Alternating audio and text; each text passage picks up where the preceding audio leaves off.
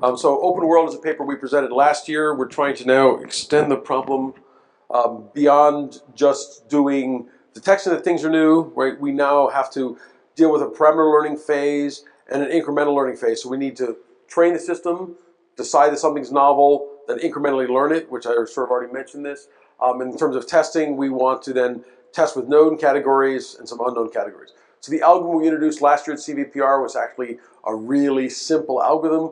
We called it nearest non-outlier, and it pretty much was take the idea of nearest neighbor with a CAP model and threshold it. So we put basically a tent over it and said, okay, these are our probabilities. We're going to stick those on top, and then we're going to threshold them at some threshold tau, and then we did a little bit of learning to figure out what that threshold should be. It's really, going the wrong way again. Come on, catch up. So it's an extension of this idea of nearest class mean, where they did metric learning to adjust the parameters. And the problem with nearest class mean is the green continues over there because it's still the nearest class mean no matter where you go. So we wanted to have this idea of the nearest non-outlier. I'm going to skip over the formulas for it, but it's just a normalized thing so we can keep the probabilities.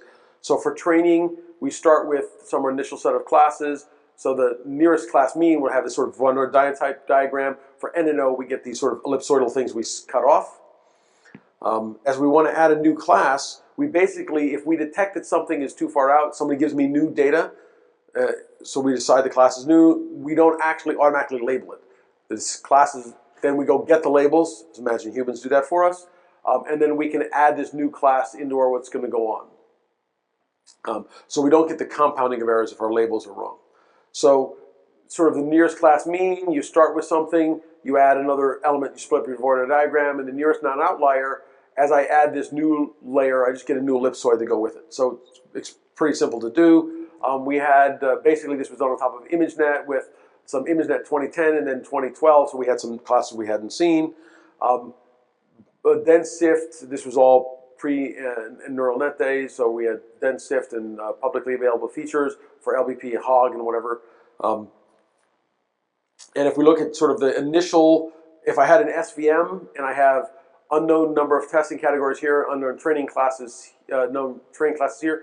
So I start with an SVM, I train it, and then I test it. As I increase the number of unknown categories, it goes from having a top 1 accuracy of around 28% down to, 25% down to 4% or something like that. If I add classes, if I look at the 1B set machine, which is sort of best open set algorithm, one of the best open set algorithms we had, it starts a little bit lower than the SVM, but ends up at around 12%, so it still does better overall.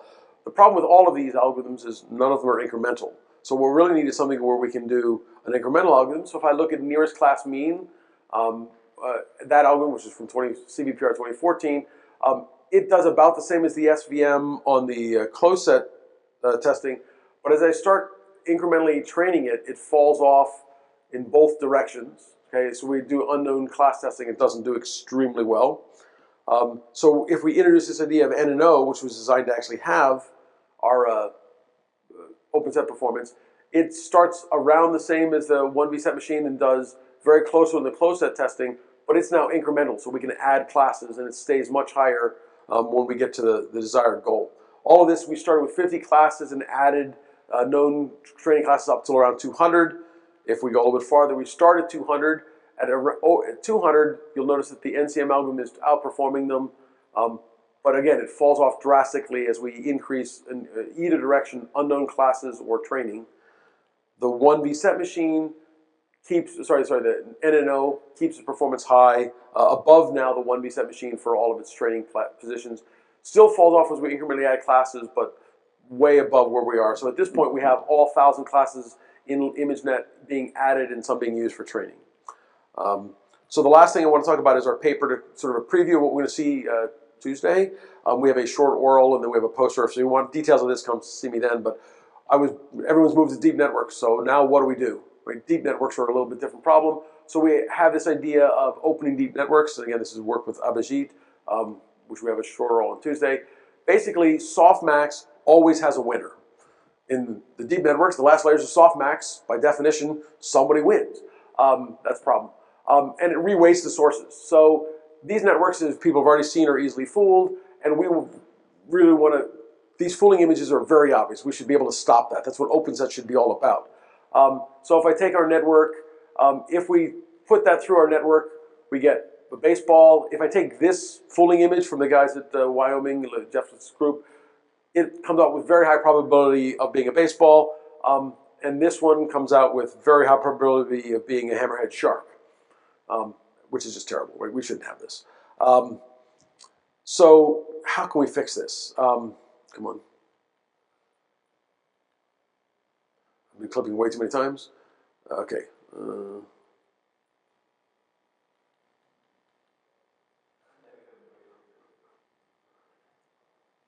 Come on.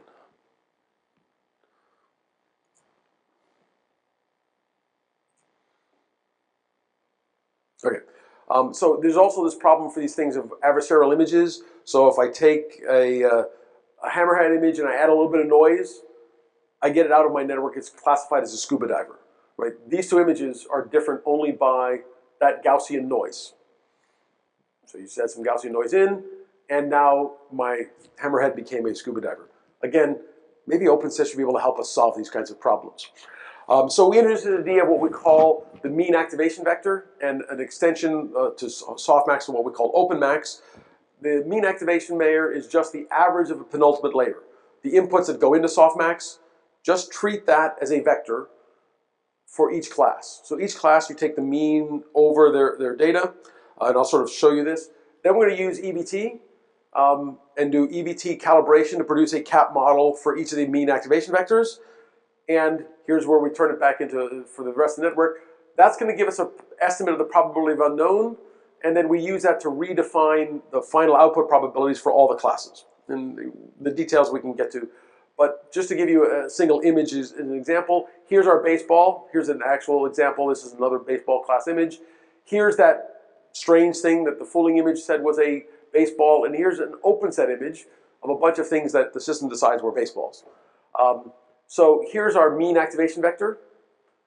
Here's a real image, and you can sort of see that this here we're showing brightness. The brighter the color, the higher the response for each of the classes. So here are the sharks, here are the whales, the dog.